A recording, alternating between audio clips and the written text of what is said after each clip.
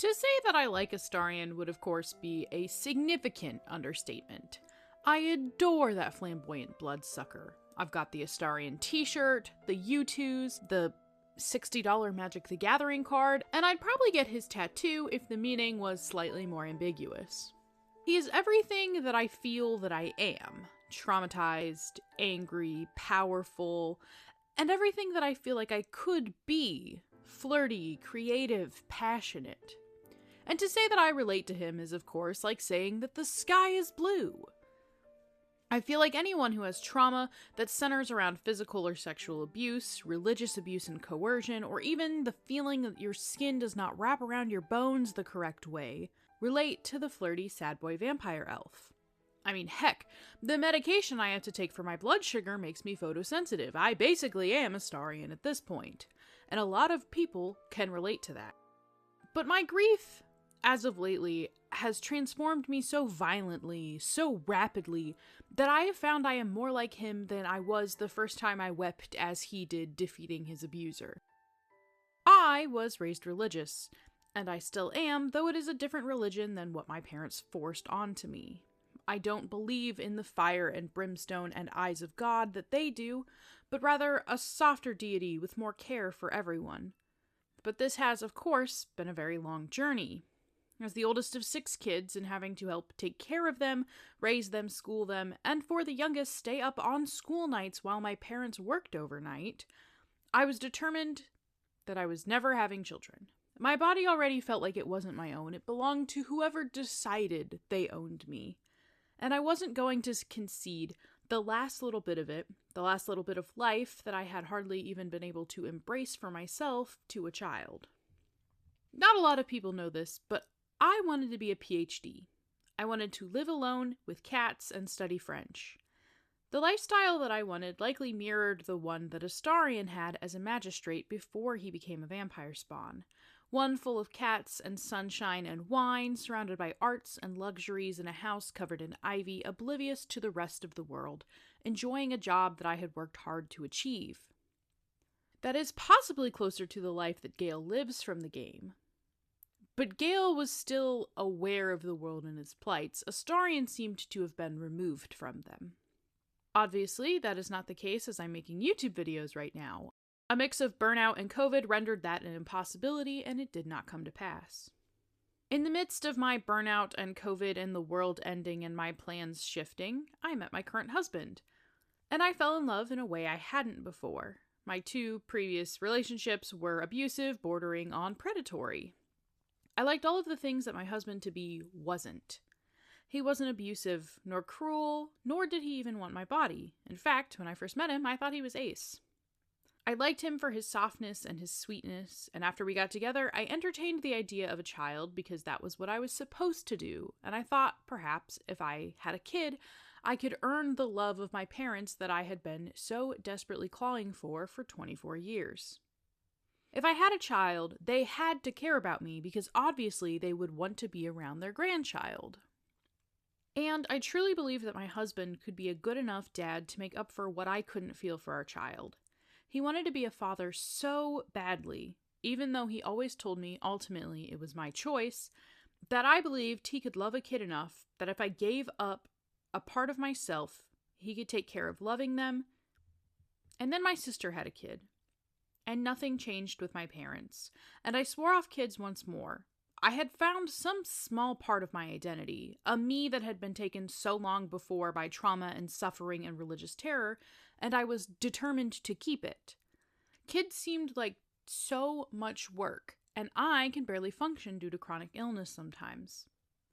And of course, there was so much fear.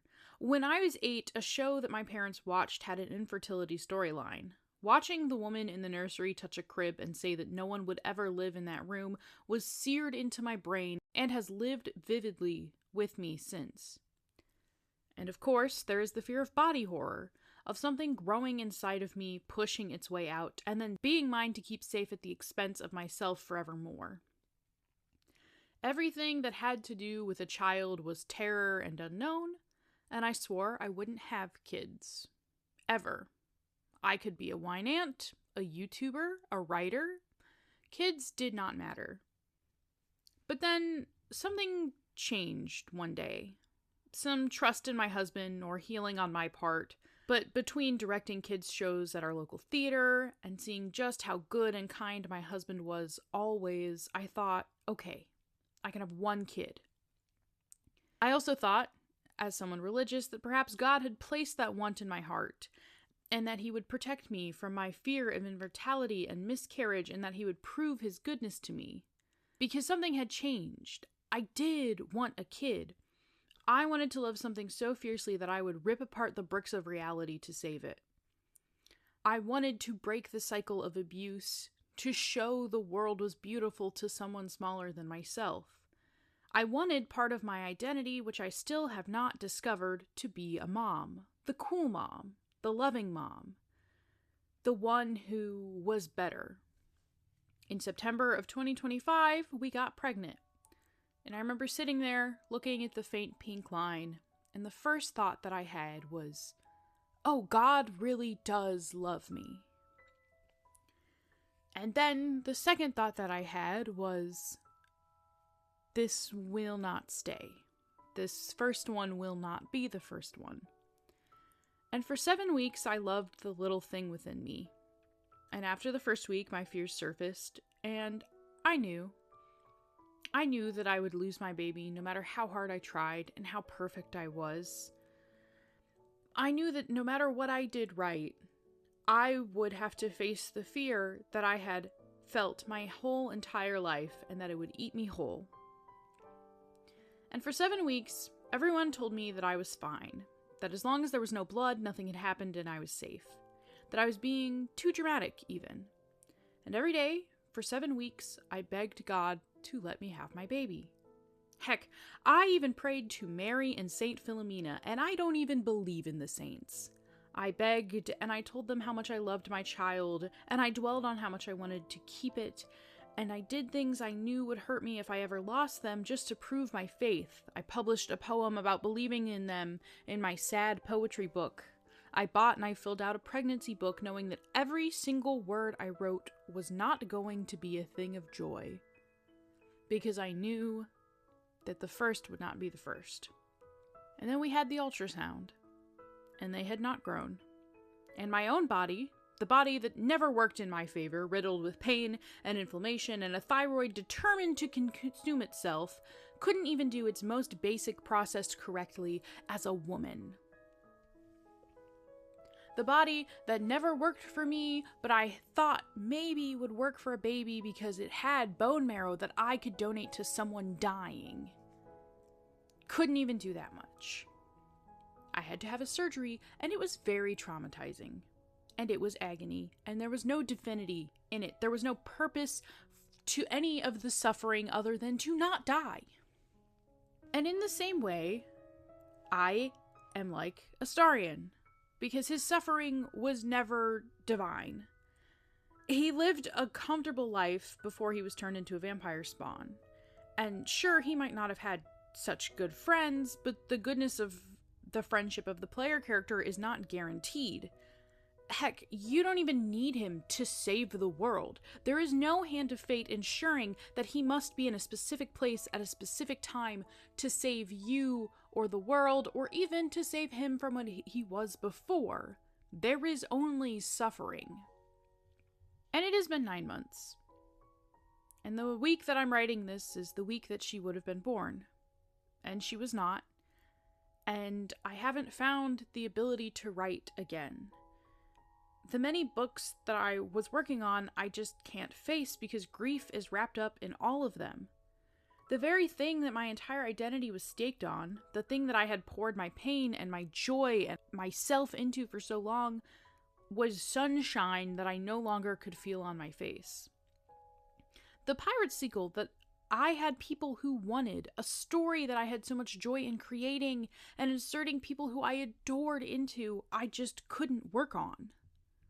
In November, I wrote the poem, I am afraid of writing, of my bloody handprints, staining pages, and my pain pouring into those who have not faced any such thing.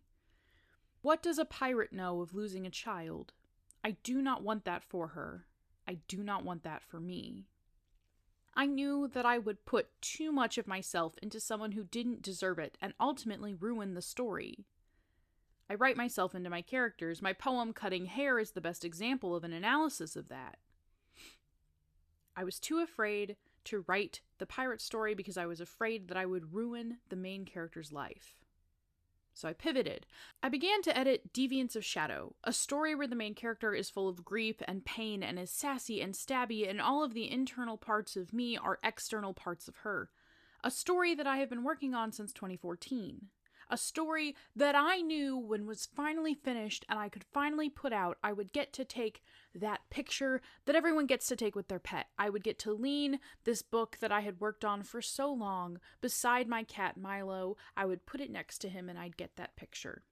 And then with 20 pages left to edit, Milo, my beloved cat, who I have had since the very beginning of his life, passed away. I bottle fed him. He sat in my lap, purring for every handwritten scrap of paper, every document, every change and joke. He had been there, and he was supposed to be there. He had been here for 17 years. It was supposed to be out before he ever died. He wasn't supposed to pass until I had a kid. He was supposed to stay and make sure that I'd have someone to take care of me, and that was the idea I had, one that I now think was an obsessive-compulsive thought. That Milo wouldn't and couldn't die until I had a kid safe. The urban fantasy that I had been working on for 10 years was quite literally 5 good hours of editing away from being done, and it was suddenly untouchable. Because he wasn't there for when it would finally be finished. I had lost 3 things in 9 months. The cat that I bottle fed at birth and had been with me nearly every day for 17 years, who was an essential part of me. 70% of my life he had existed.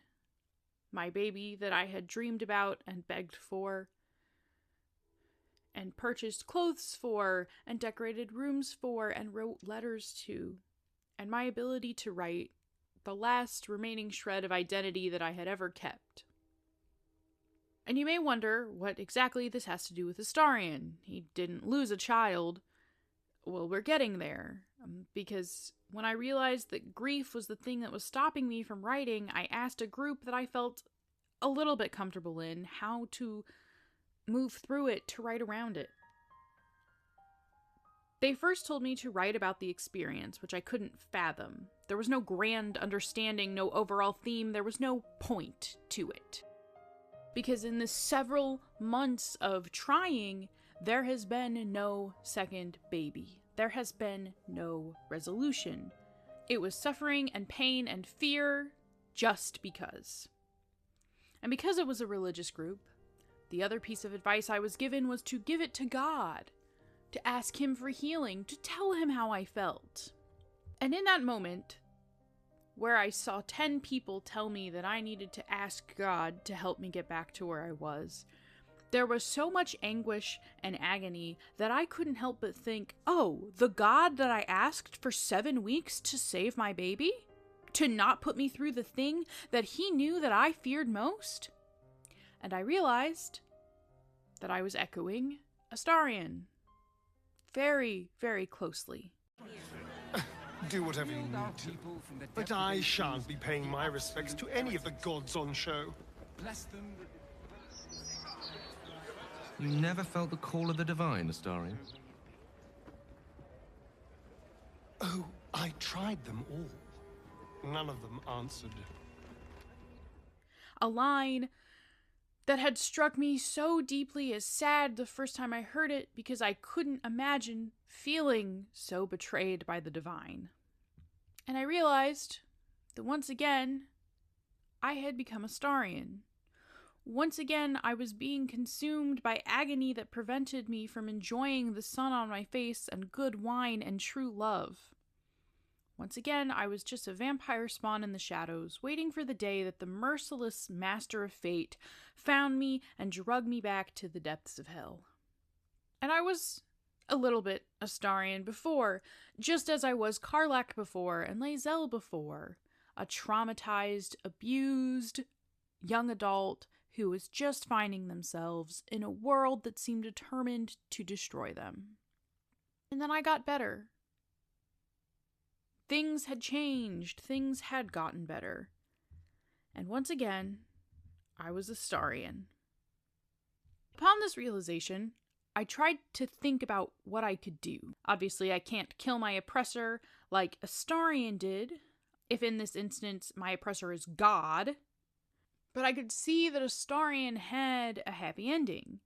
He was freed, he was loved, he was embraced, he was victorious. He was still suffering, sure, but it was something rather than nothing. And that's what I wanted. I wanted to be okay. I wanted to move on past the purposeless suffering to being fine again.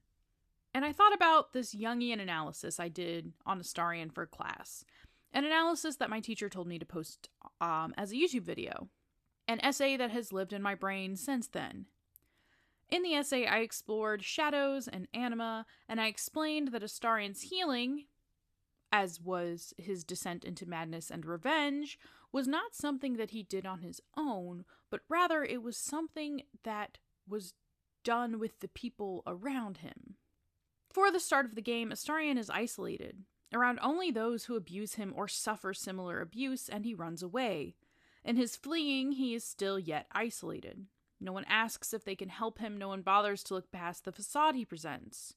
Our player character deciding to let him tag along, and if you so choose this path, letting him to stay after trying to suck our blood, might be the first bit of kindness he's been exposed to in 200 years.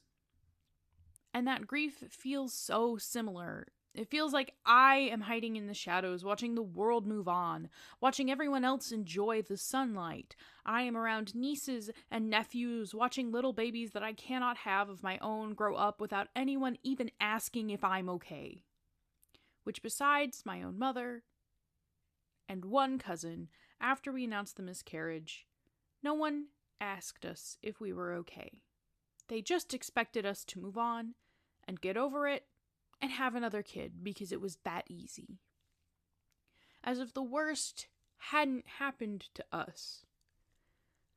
Isolated. But looking back on my Jungian analysis, I realized the way forward.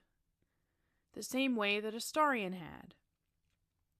If Astarion is surrounded by characters like Shadowheart or Minthara, those who will surely fight by his side but don't care about him, or even worse, antagonize him about who he is and what he cannot help, it's more likely that he will run away or become the villain. He will let revenge and agony and grief consume him and turn him into something truly broken. But if Astarion is surrounded by people who are kind, like Tav and Halsin and Karlach, it is more likely that he will begin his journey of healing. As they reach out, undeterred by his brambles and bloody handprints, they can form a connection. And if he talks to them, if he's honest and implores them to listen and decides to be vulnerable, that terrifying thing, they do. When he is loved so deeply and kindly by Tav, he is more likely to make the right decisions, the decisions that protect himself and the others around him.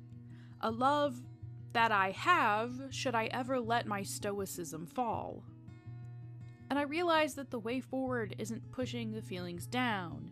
It isn't baring my teeth through suffering and making myself right, or have joy, or any number of things I want to do to feel normal.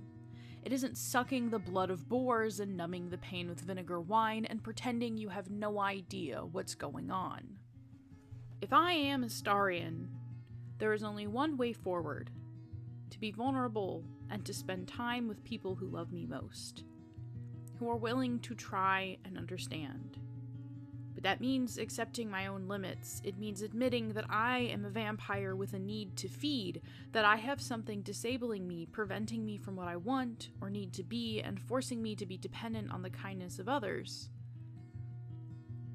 That I can't do all of the things that I was doing before. I can't continue to be the superhero at work and in my writing groups and in the world. I can't keep changing the world if I can't get out of bed. And that is scary. It is terrifying to admit what you are. And as I do, I'm sure I will find my Shadow Hearts and my Mintharas. I will come up against those who do not care, who do not want me better, who do not want to try. But in doing so, I will also find my tabs. Because the first step to Astarion being accepted and loved and cared about is admitting that he needs it. It's admitting that he is not who he presents himself as. That he needs help. And it will be a messy journey. But at the end of the messy journey, I will know better who are my Karlachs and my Halsons who stand in my corner and who truly care. And although there is no purpose to this grief, there's no grand reasoning for this suffering, there is at least a way forward. There is a way to heal. And I have to take that first step and ask for help.